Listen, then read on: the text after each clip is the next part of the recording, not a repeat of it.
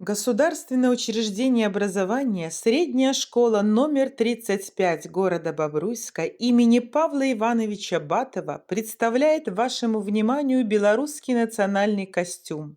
В рамках объединения по интересам «Мода своими руками» педагогам дополнительного образования Корзубовой Олесей Ивановной и учащейся Корзубовой Ольгой Евгеньевной был разработан эскиз костюма. Крой рубашки прямоугольный. В основу вышивки легли узоры Полесья. Обязательным атрибутом белорусского костюма является клетчатая юбка и передник. Передник украшен вышивкой гладью и кружевной тесьмой. Рубашка украшена вертикальной вышивкой на правой и левой полочках. Верхняя часть рукавов также украшена вышивкой.